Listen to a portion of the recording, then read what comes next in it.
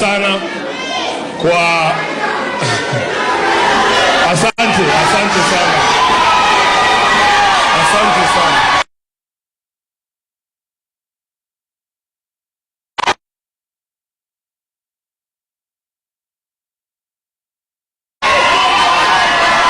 Asante sana. Asanteni sana. Tafadhali wacha tuendelee.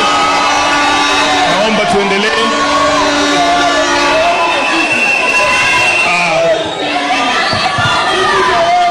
Kwa waumini wote wa kanisa hili la PAG hapa Kivumbini Nakuru, wakiongozwa na bishop wetu Sikukuu na overseer na wengine wote wale officials ambao wako katika kanisa hili, na wasalimu kwa jina la Yesu. Hamjambo?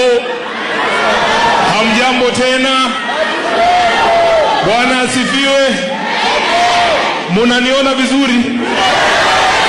Munaniona vizuri? Uko juu munaniona vizuri? Mimi ndio Sifuna.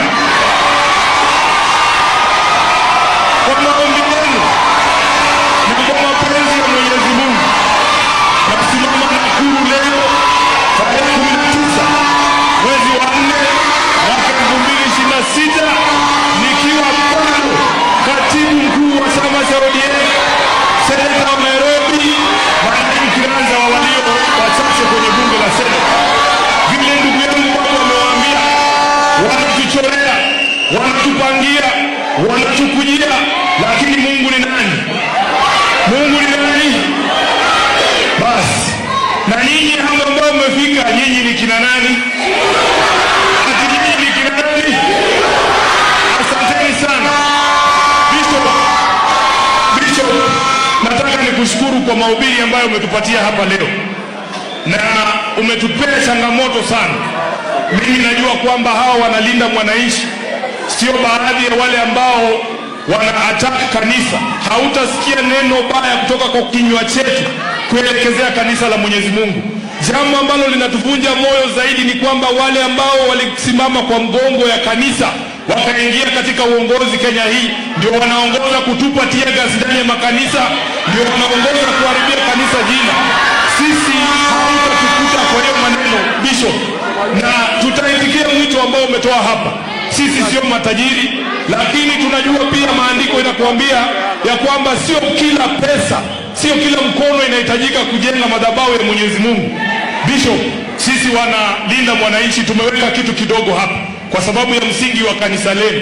Msikubali pesa chafu. Hii yetu ni kidogo lakini ni safi. Hakuna mjane tumeacha mahali ya kilia.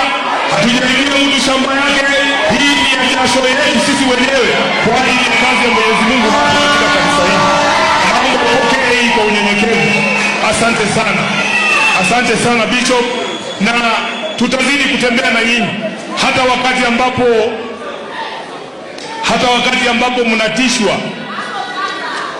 mnatishwa eti msifungue milango ya kanisa kwa ajili ya viongozi wengine kwa sababu ya siasa zetu za kitofauti na zao. Msimame imara, manake nyinyi ndio mtatoa mwongozo wa jinsi ambavyo tutakomboa taifa hili. Wengi wanauliza hao wanalinda mwananchi, tunafanya nini Nakuru? Na nataka niwaambie tunafanya nini Nakuru. Tumekuja kuleta ujumbe kwamba Kenya hii inaweza kuongozwa tofauti na vile ambavyo mambo iko. Hapa Nakuru sisi tunasema Wakenya wanataka kutawaliwa kwa njia za haki ikilinganishwa na misingi za kidemokrasia na ile maadili ambayo iko ndani ya katiba yetu. Unajua kuna kijana hapa Nakuru aliuawa na jamaa wa KWS anaitwa Brian Odhiambo. Huyo Brian hata Kasongo akijenga hii barabara ikuwe ya ghorofa, Brian